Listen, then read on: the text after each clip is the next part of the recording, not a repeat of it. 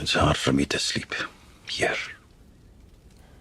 If you don't hold it again. As the episode concludes, Roger begins to consider how time travel is more likely to be based on where the person wants to go or needs to be than on the 300-year window. Roger recalls that as they prepared to leave Craigh Na Dun, he was only thinking about Jemmy and how scared he must be without his parents, which reminded him of how scared he was without his father. And if that's the case, does it imply that Jemmy isn't in this timeline? It's a significant event because we've all wondered how time travel through the stones works. If it is based on the person you want to reach out to or are thinking about, this is a game changer. More importantly, it suggests that Roger is realizing they need to travel through the stones with Jemmy in mind because it could lead them right to where he is, home. There are many other significant events in this episode, including Ian and Rachel's wedding night, which is a resounding success.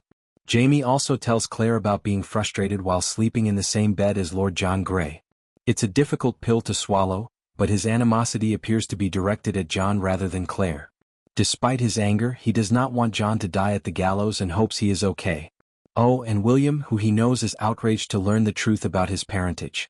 Claire assures him that as his father's son, he will eventually understand. Brianna's situation is complicated as she tries to contact the police after learning that Rob Cameron has escaped. The police make inferences about her and Rob and don't appear to care about her safety. Brianna arranges for their friends Ernie and Fiona to take the children to keep them safe. They are aware of everything that has happened, including Roger's exact location, and are quick to protect the family. However, there is concern for Brianna's safety because Rob Cameron is present and has keys to their home. Furthermore, she is concerned about Roger returning home because Jemmy is clearly not in the past, and as we all know, he will not return until he finds him. We return to Jemmy in the tunnel as he hears Brianna's voice directing him through it. As it turns out, this is the same tunnel into which she was locked by her co-workers after discovering the time portal. He recalls his mother telling him how she got out, including shifting all of the breakers, taking the right fork and finding her way to the time portal.